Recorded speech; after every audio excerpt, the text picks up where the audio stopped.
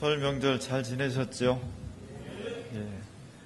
설 명절을 잘 지내고 다시 주일날 이렇게 만나 뵙게 돼서 얼굴 한 사람 한 사람 보니까 떡국 많이 드시고 행복하고 즐거운 명절을 주님 안에서 잘 지낸 것 같아서 너무 좋습니다. 오늘 우리가 함께 읽은 고린도서는 사도 바울이 고린도 교인들을 향해서 쓴 편지, 두 번째 편지가 되겠습니다. 고린도라는 도시는 옛날 그리스 지중해 연안에 있는 큰 항구 도시였습니다. 그래서 그 항구 도시에 그리스 사람들 뿐만 아니라 로마 사람들, 또 아프리카 이집트 사람들, 소아시아 사람들, 이런 사람들이 잡다하게 함께 모이고 또 기거하고 그런 거대한 항구 도시였기 때문에 이곳은 정말 인종 박물관이다. 그럴 정도로 다양한 사람들이 기거하게 되었고, 또 그곳에서는 그 사람들만큼이나 다양한 문화, 특별히 그들 각자가 숭배하는 종교들이 이쪽에 많이 들어와 있어서 상당히 정신적으로 다양함과 함께 혼란스러움도 있는 그런 고대의 도시였습니다. 이 도시에 사도 바울이 교회를 세웠습니다.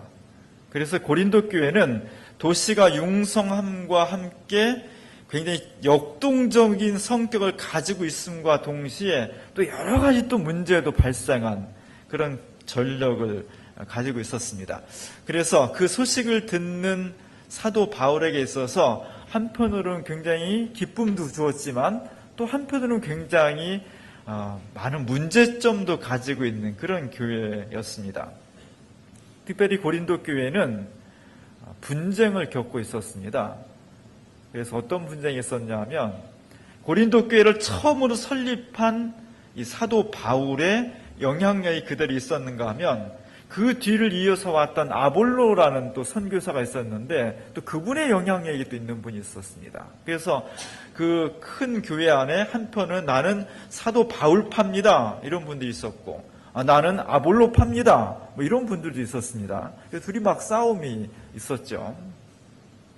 또 한 그루의 사람들은 사도 바울도 아니고 아볼로도 아니고 나는 12제자 중에서 제일 수제자인 베드로파입니다. 딴소리 하지 마시오. 나는 베드로파입니다. 이런 분들도 또 있어서 또 분쟁이 있었고, 다 그만두시오. 나는 어떤 제자도 아니고 우리는 직접 그리스도로부터 계시를 받는 그리스도파입니다. 이런 분들도 있어서 크게 이 네 가지 파가 서로가 옳다고 만나면 논쟁하고 만나면 싸우고 이러다 보니까 교회가 굉장히 큰 혼란에 빠지게 된 겁니다.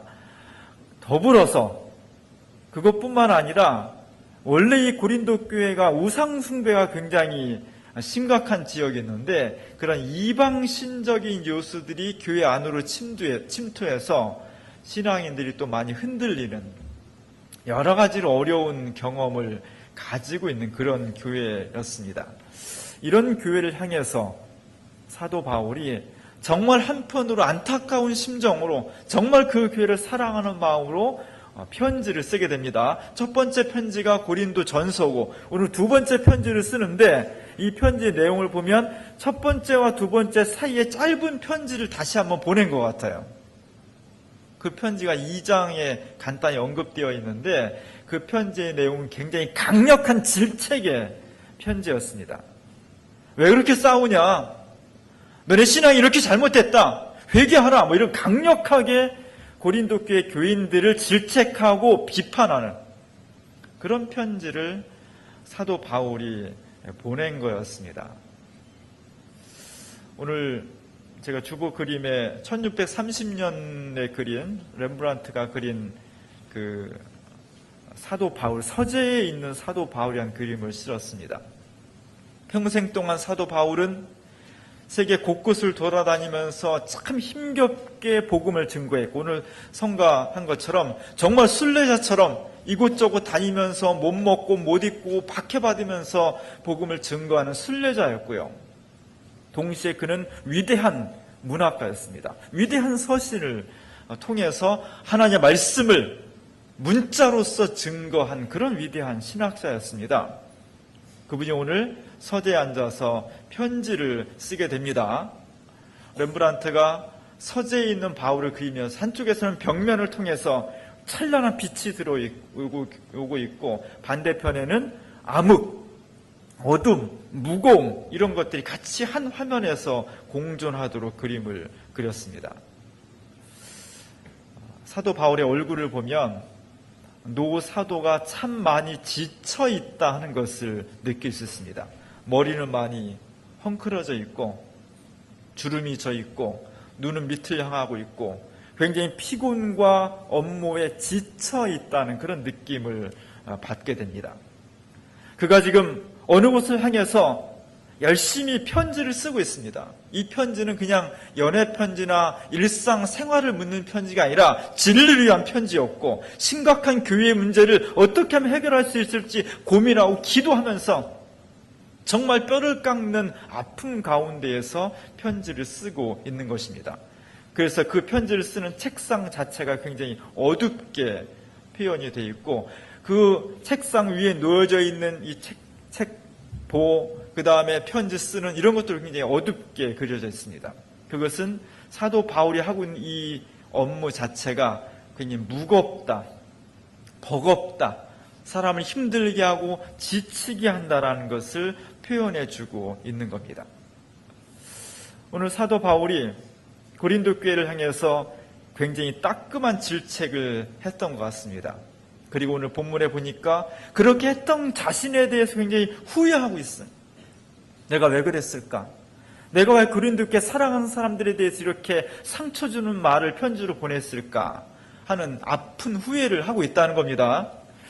우리가 부모들이 자녀를 기를 때 때로는 질책도 하고 야단도 치지요. 우리 부모님은 나를 야단치는데 굉장히 즐거워하셔. 나를 야단치는데 재밌나 봐.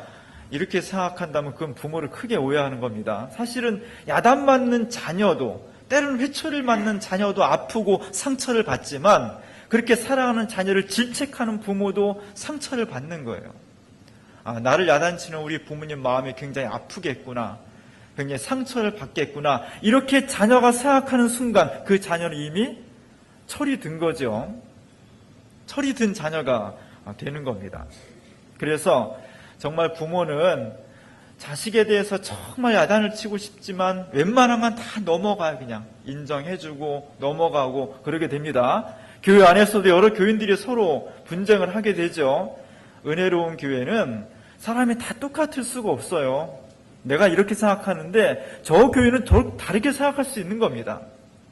정말 목숨을 걸어야 될 중요한 문제가 아니면 서로 인정해주고 원만하게 넘어가는 교회가 은혜로운 교회가 되는 거죠. 그럼에도 불구하고 그냥 원만하게 넘어갈 수 없는 문제들이 생기는 겁니다. 그것은 바로 진리의 문제, 영원한 생명의 문제, 구원의 문제에 대해서는 타협하지 않는 불타협의 정신이 있어요. 구약 성경에 몇 명이 내려오는 예언자 전통은 바로 그런 겁니다. 그냥 대충 넘어갈 수 있는데 오직 여호와 하나님만이 나의 주님이십니다. 이 신앙 고백은 넘어갈 수가 없는 거예요. 타협할 수가 없는 겁니다. 그것 때문에 수많은 예언자들이 핍박을 당했고 순교를 당했고 죽임을 당했습니다. 오늘 사도 바울도 다른 문제였다면 그냥 다 수용할 수 있고 양보할 수 있었겠지만 진리의 문제, 구원의 문제, 생명의 문제에 대해서는 목숨을 걸고 투쟁했다는 것. 우리가 전하는 복음, 우리가 나누는 복음이 그냥 돈을 버는 문제라면, 영화를 보는데 어떤 영화를 볼까 그런 것이라면, 오늘 점심에 뭘 먹을까 메뉴를 정하는 그 정도의 문제라면 아무 문제가 되지 않습니다. 그건 그냥 내 거 아니고 저 사람이 할 수도 있고요. 그냥 대충 넘어가도 되는 문제입니다. 그러나 적어도 우리가 함께 나누고 함께 증언하고 함께 고민하는 문제가 진리가 무엇이냐, 생명이 무엇이냐, 구원이 무엇이냐는 문제로 집약될 때 그것은 그냥 넘어갈 수 없는 문제가 생기는 겁니다. 적어도 신약 성경의 여러 문서들은 바로 그렇게 치열한 논쟁 가운데에서 진지한 생명의 문제를 가지고 투쟁하고 함께 공유했던 그런 문제들이 문서로 남았던 겁니다. 그래서 오늘 노 사도 바울을 렘브란트가 그릴 때 에베소 6장에 보면은 우리가 하나님의 전신갑주를 입어라 그런 표현이 나옵니다. 이 험악한 사회 속에서 세상에서 진리와 구원에 이르기 위해서는 하나님께서 주시는 전신갑주를 입어야만 악한 세력과의 싸움에서 지지 않고 이길 수 있다는 겁니다. 거기에 보면 여러분은 진리의 허리띠를 매십시오. 그래서 오늘 사도 바울을 그릴 때 렘브란트는 진리의 허리띠를 허리에다가 딱 묶는 것으로 지금 그리고 있는 겁니다. 진리의 허리띠. 그리고 그 뒤에 보면 칼이 있습니다. 그리스의 사랑, 평화를 증언해야 될 이 사도 바울을 그릴 때 칼을 더 그려놨어요. 저 사람이 무슨 검투사입니까? 자객입니까? 저 검은 생명의 검, 말씀의 검, 성령의 검이라고 표현이 되어 있는 겁니다. 저 검을 통해서 부정확한 것을 정확하게 하고 악한 세력과의 싸움에서 하나님의 말씀의 검을 통해서 승리해 나갈 수 있는 저 검을 그리스도인들이 지녀야 된다. 그렇게 표현을 하고 있는 거죠. 이 과정이 굉장히 피곤한 겁니다. 이 과정이 그렇게 녹록지 않은 겁니다.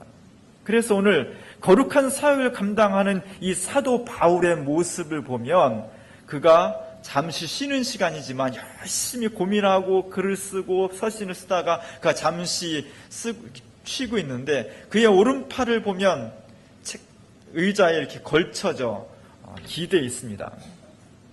저는 이 그림을 보면서 렘브란트가 그린 역시 대가의 표정, 그 능력은 그가 의자에 팔을 기댔는데 너무 팔에 힘이 없어서 축 늘어진, 그래서 의자에 팔이 탁 이렇게 단순히 얹혀 있는 것이 아니라 축 늘어져 있다는 표현을 딱 느낌이 와요.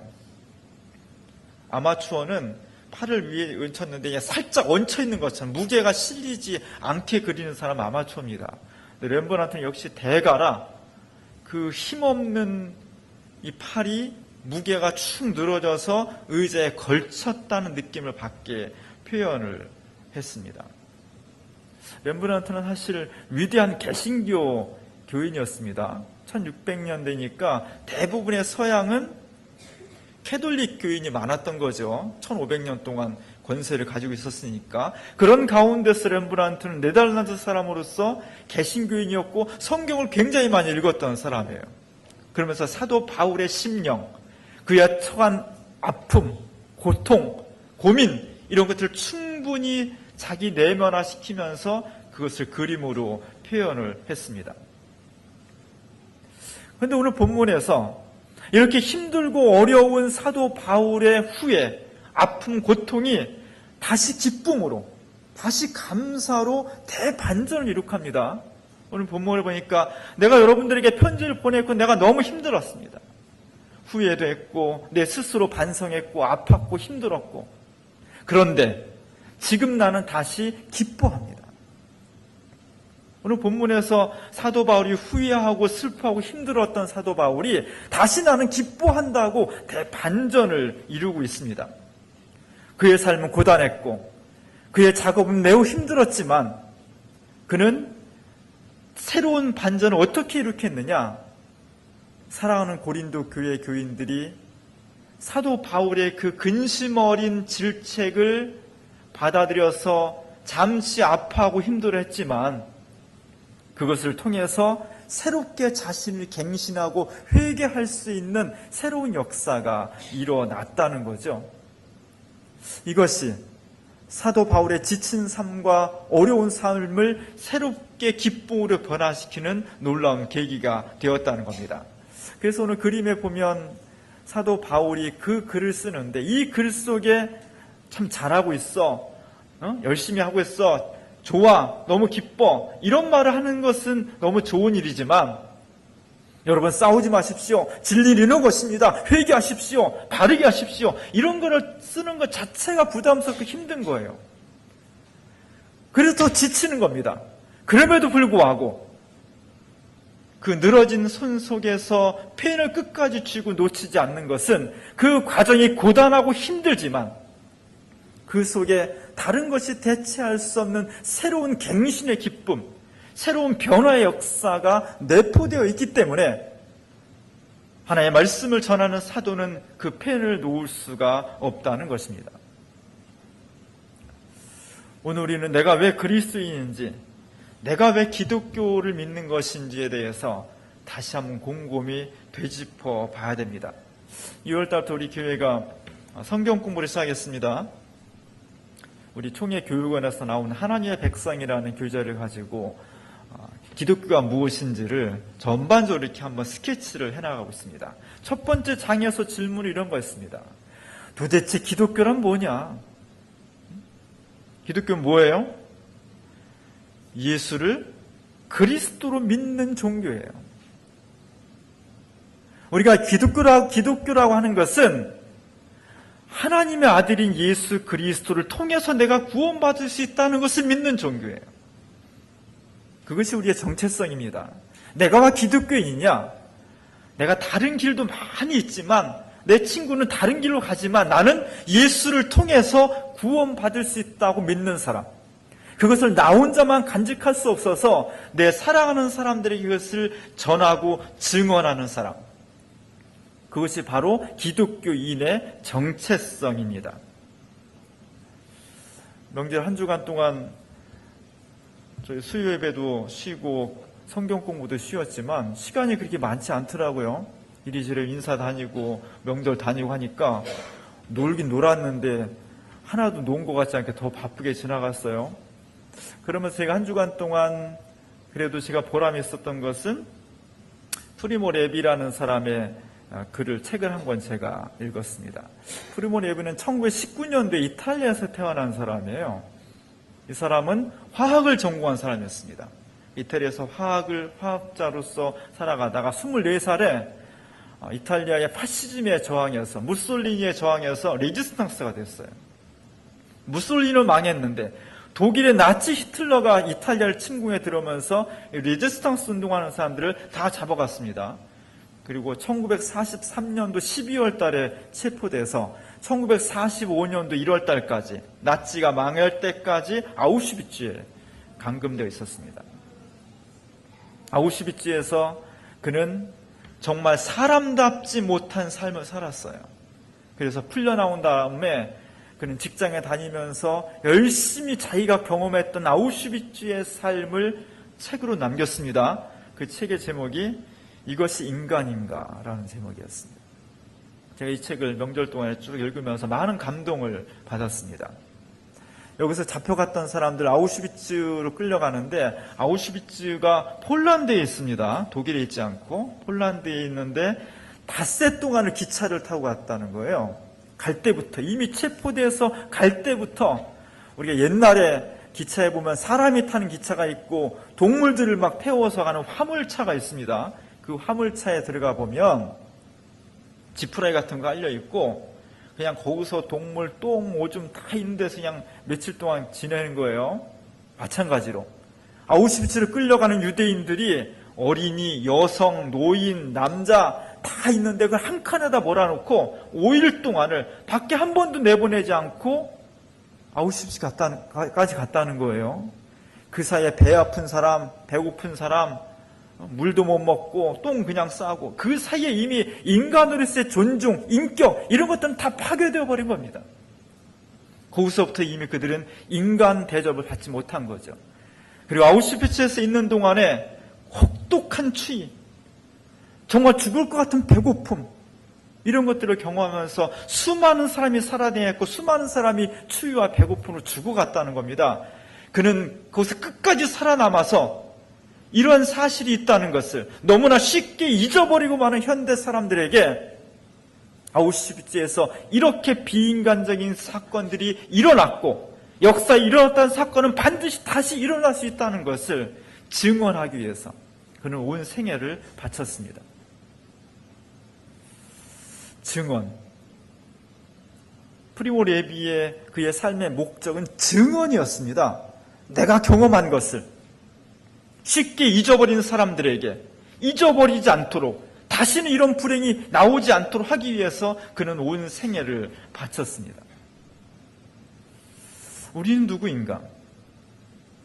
내가 그리스도인이라는 것은 내가 그리스도를 통해서 받은 은혜와 십자가와 부활의 은총을 내가 겪고 경험한 것을 사람들에게 증언하기 위해서 우리가 존재하는 겁니다.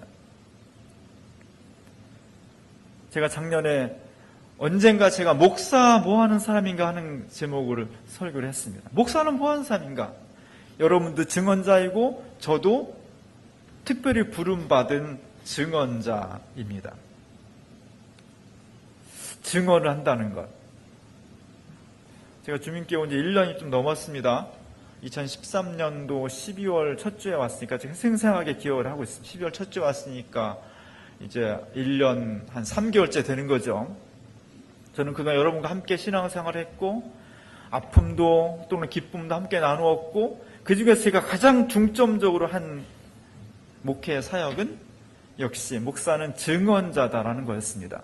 오늘 우리가 그리스도가 어떤 모습으로 오셨는지 어떤 모습으로 고백되어야 하는지 그분의 십자가와 부활이 지금 우리 삶 속에서 어떻게 증언되어야 되는지 그런 것을 중심으로 제가 설교를 했습니다. 제가 설교 준비하는 게 이렇게 만만치는 않습니다. 좀 특별한 방식으로 준비를 하고 특별한 주제를 생각하고 하면서 하니까 상당히 어떤 때는 좀 고단하기도 해요. 그럼에도 불구하고 그 과정 속에서 내가 증언하는 것 속에 하나님의 음성이 들려졌으면 좋겠다. 그것을 통해서 우리 주민교회가 좀 더 성숙해지고 강건해지고 복음의 능력 가운데 섰으면 좋겠다 하는 것이 설교하는 증언자로서의 바람입니다. 그리고 여러분 중에서 또 설교를 통해 은혜를 받는 사람이 있는 것 같아서 고맙고 감사합니다.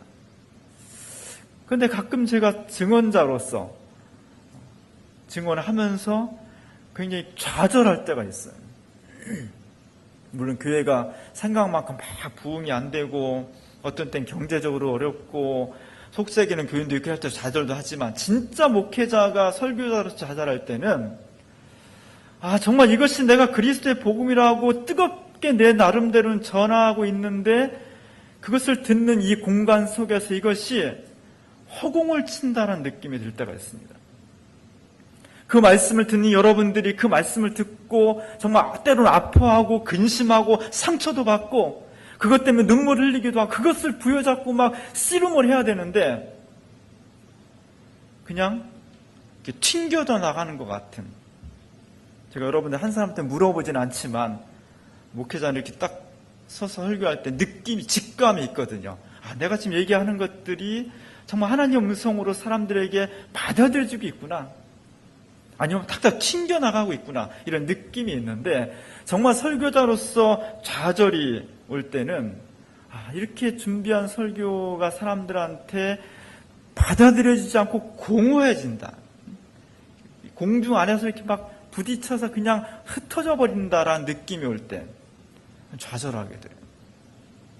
그때는 정말 저 렘브란트가 그린 이 사도 바울의 늘어진 팔처럼 제가 삶이 이렇게 늘어져 버리는 그런 때가 있습니다.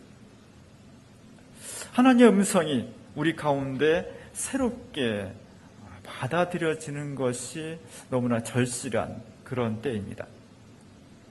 제가 몇 주 전에 근심하지 말라는 설교를 했습니다. 기억하세요?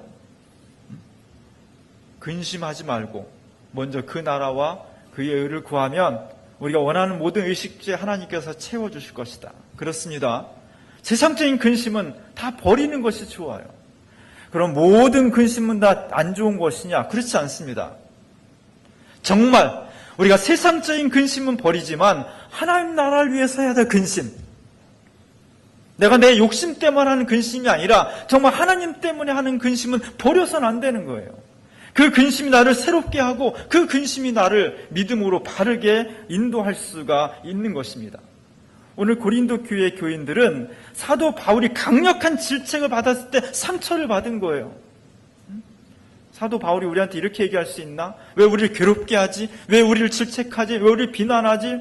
왜 우리를 이렇게 고민스럽게 하지? 그것 때문에 상처를 받고 힘들어했던 겁니다. 그 사실을 알고 있었기 때문에 사도 바울도 그 이야기를 듣고서 내가 왜 그런 얘기를 했지?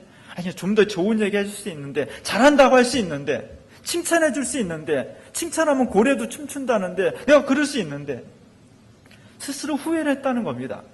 그러나 그 근심이 상처로서 끝나는 것이 아니라 고린도 교회의 많은 아픈 사람들을 새롭게 갱신하고 교회를 새롭게 하고 인생을 새롭게 한다는 것으로 결론 지어졌을 때 하나님도 영광을 받으시고 사도 바울도 새로운 기쁨을 얻게 되었다는 겁니다. 하나님의 말씀이 우리의 근심이 됐으면 좋겠습니다. 하나님의 말씀이 우리를 새롭게 하고 격려도 하지만 때로는 우리를 근심케 하고 그것 때문에 고민을 해야 돼. 오늘 말씀 들은 그 말씀 때문에 한 주간 동안 괴롭고 부담이 되고 고민이 돼야 되는 거예요. 하나님의 말씀은 검과 같아서 우리의 심령 골수를 쪼갠다고 했습니다.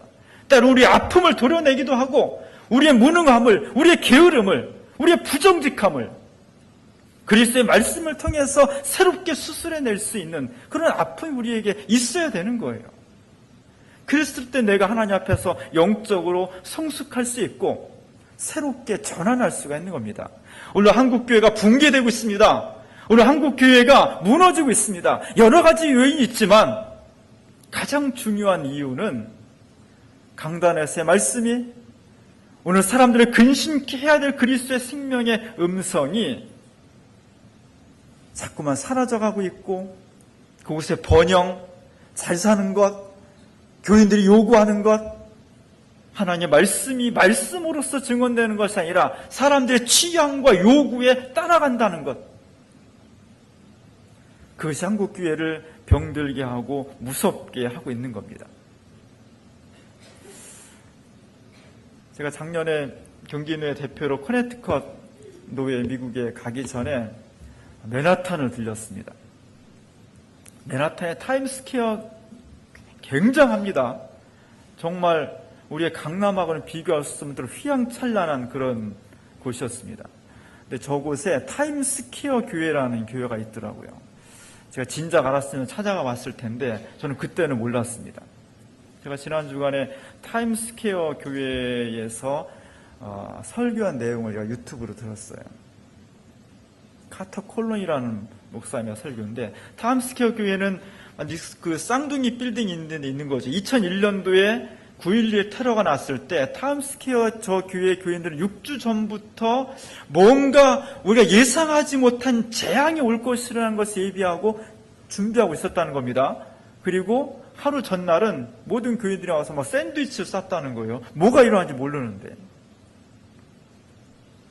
그리고 9.11이 있은 다음 첫 번째 주일에서 저 교회 목사님이 설교를 했습니다. 제목은 교회로부터 도망가십시오라는 거예요. 교회로부터 도망가라는 거예요. 사실 조금 보수적이고 성령운동적인 설교이지만 제가 이 설교 여러 번 들으면서 굉장히 큰 울림이 있어서 한 2분 정도만 동영상을 보겠습니다. 제 설교는 아니지만 한번 보시고 저 그림보다는 자막에 나오는 영어니까 이제 한국말로 번역된 거랑 그 목사님의 그 절박한 목소리를 한번 같이 들어보십시오.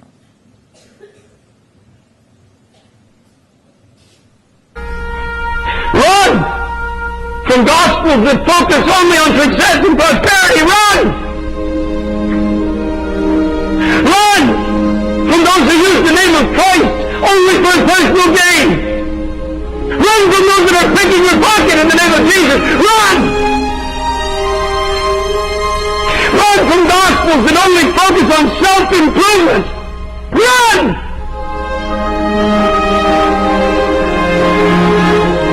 Run from churches where men and not Christ are glorified. Run! Run! Body of Christ, run! Get out!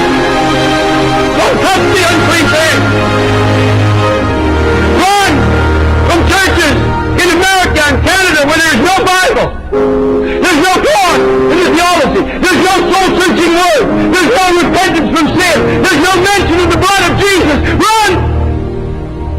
It's unclean! Run! Run from churches where you're comfortable in your sins. And you come in the house of God and you've got sin in your life and you're not convicted of it. You're at a table of devils. Run filled with political men who are using the prophet of God for a personal political agenda. Run! Run from those who preach division between races and cultures. Run!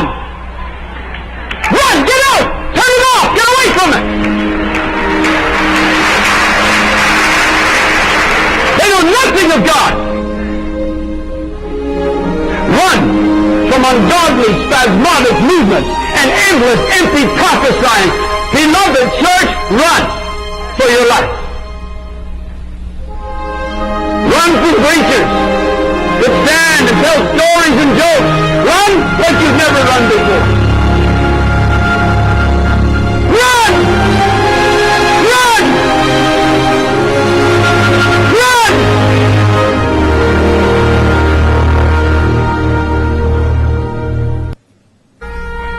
Run! 그래서 목사님, From gospels that focus only on success and prosperity. Run! 수많은 사람들이 그 빌딩으로부터 탈출했습니다. 근데 어떤 사람들은 빌딩으로 달려갔습니다. 건물이 막 무너지고 그 높은 고팅변이 무너지고 화재가 나서 막 타 죽는 그런 현장에 달려가는 사람들, 그 사람들은 소방관들이었습니다. 그러면서 그분은 이렇게 기도하더라고요. 하나님, 내가 저 소방관들의 사명감보다 덜하지 않게 해주십시오. 내가 적어도 저 소방관들의 저 뜨거운 사명감보다 더 뜨거운 마음으로 이 시대를 향해서, 이 사람들 향해서 외쳐야 되지 않겠냐. 그런 말을 했습니다.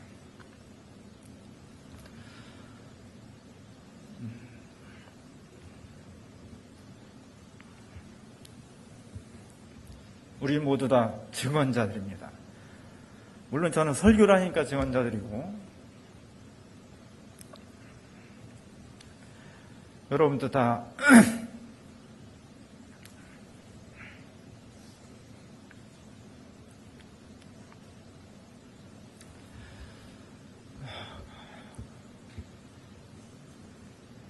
각자 있는 곳에서 우리가 증언자의 삶을 살아가는 겁니다.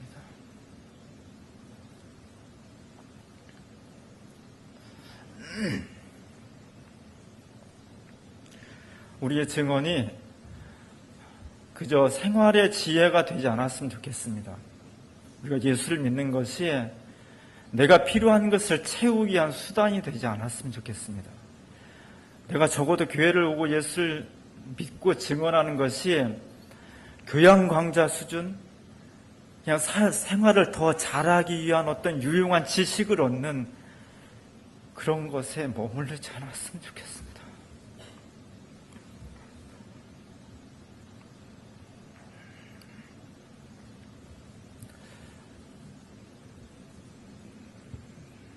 제가 한 주간 동안 명절을 지내면서 사실 프리모 레비의 이 증언자로서의 삶, 목숨을 건 증언자로서의 삶과, 저 목사님은 제가 잘 모르는 분이지만 약간 도망가라 하는 그 카랑카랑한 음성이 한 주간 동안 저를 계속 떠나지 않았고,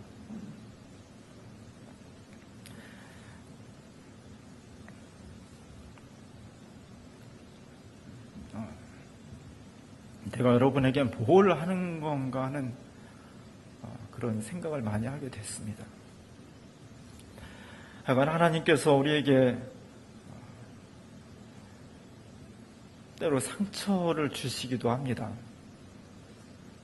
그 속에서 정말 하나님의 음성을 듣고 우리가 근심하는, 하나님 말씀과 은혜 때문에 근심하는 신앙인들이 되어야 됩니다.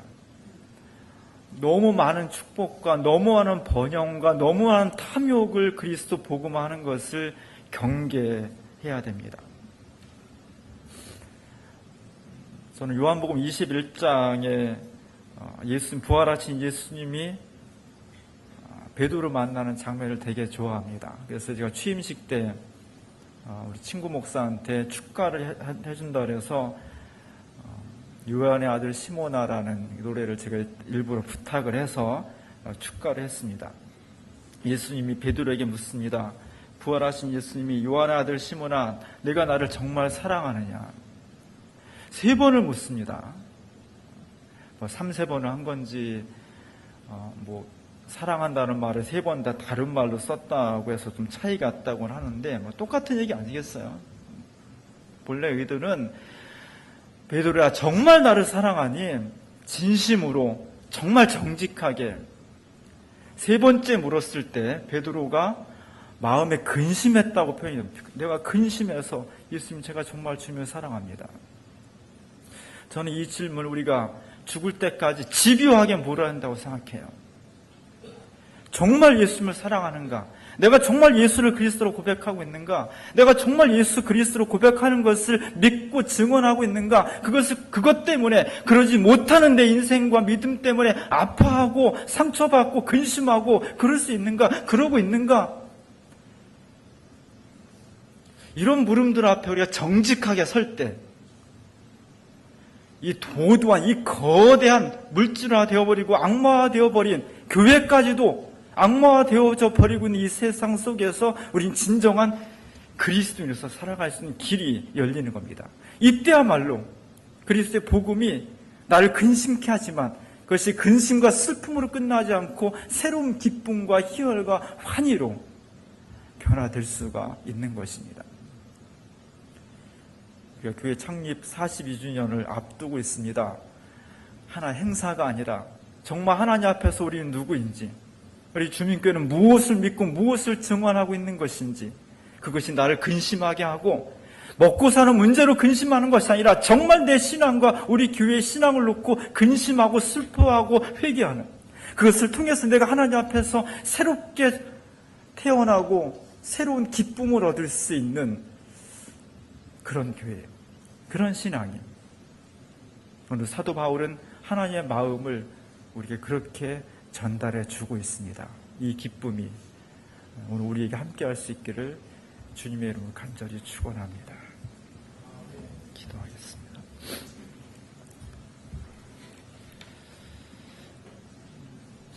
주님의 음성이 때로 우리를 아프게 합니다. 때로 우리를 근심하게 하고 슬프게 합니다. 주님의 사랑과 은혜의 말씀이 저희들 마음을 흔들어 놓을 때 기꺼이 근심하고 아파하고 고민하며 새롭게 결단하고 새로워질 수 있는 은총으로 나아갈 수 있도록 도와주시옵소서. 오늘의 교회와 오늘의 그리스도인들이 하나님 앞에서 얼만큼 진정성 있는지, 정말로 나를 사랑하느냐는 그리스도의 음성 앞에 저희가 진심으로 주님을 사랑한다고 고백할 수 있는 우리 모두가 될 수 있도록 도와주시옵소서. 예수님의 이름으로 기도합니다.